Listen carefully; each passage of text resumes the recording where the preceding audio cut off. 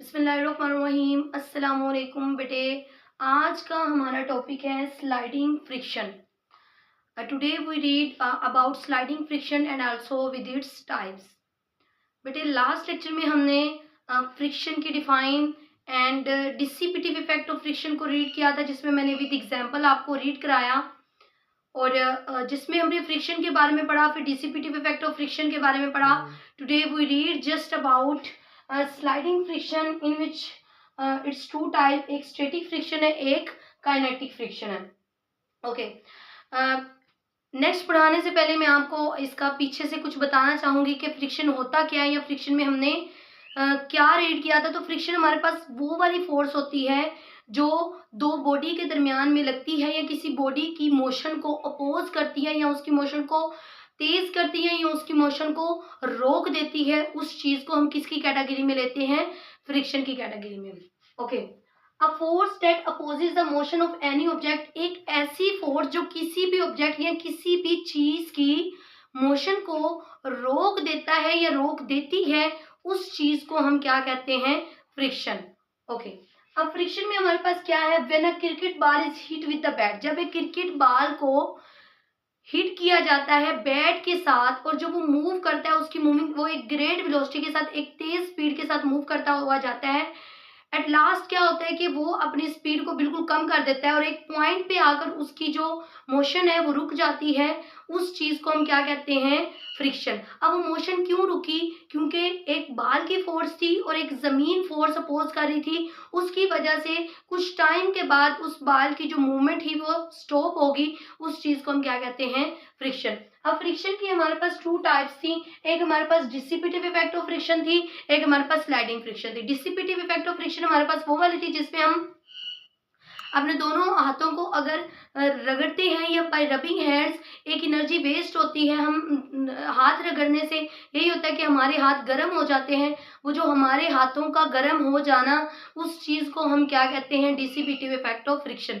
उसके नतीजे में एक एनर्जी रिलीज होती है। उस एनर्जी वो एनर्जी किसकी फॉर्म में होती है?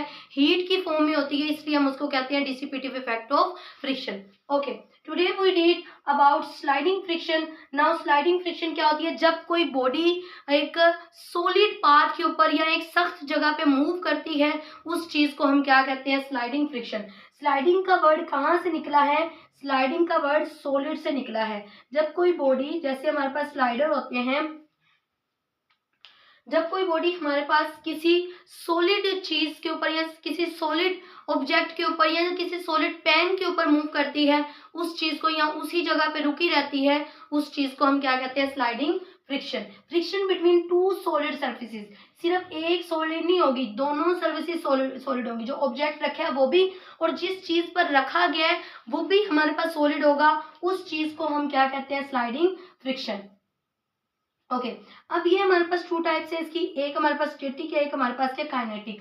स्टैटिक मतलब स्टेट, स्टेट मतलब रुकी हुई हालत। उस चीज को हम क्या कहते हैं? रुकी हुई फॉर्म को हम क्या कहते हैं? रुकी हुई हालत को हम कहेंगे किसकी कैटेगरी में लेंगे?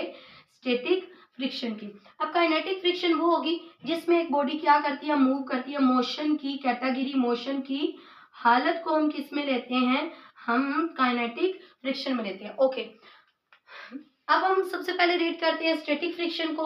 अब स्टैटिक फ्रिक्शन क्या होता है? कंसाइडर द फॉर एग्जांपल, एक हमारे पास ब्लॉक है, एक टेबल है, वो हमारे पास किस तरीके से है?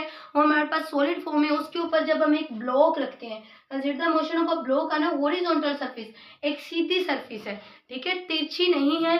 एक सीधी को सरफेस को, एक सीधी लाइन को हम क्या कह देते हैं? जो एक सीधी लाइन होती है उसको हम क्या कहते हैं कि ये हमारे पास कौन सी सरफेस है? Horizontal surface.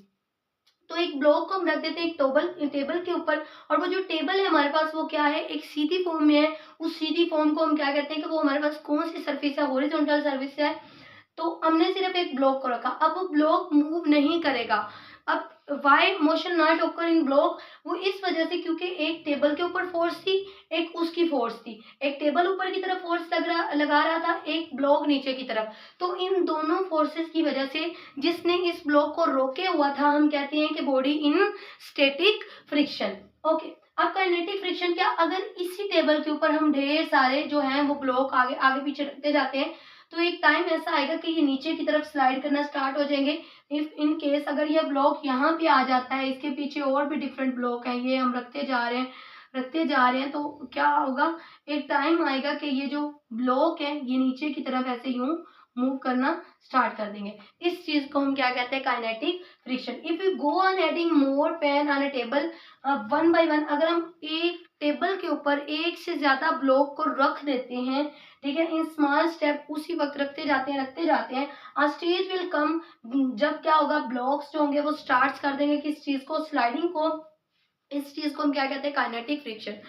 ये इंपॉर्टेंट टॉपिक है, आपसे पूछा जाता है व्हाट इज स्लाइडिंग फ्रिक्शन, या एक्सप्लेन स्लाइडिंग फ्रिक्शन, या डिफाइन जो स्लाइडिंग फ्रिक्शन, और फिर आप उसकी 2 टाइप्स के नेम लिख देते हैं।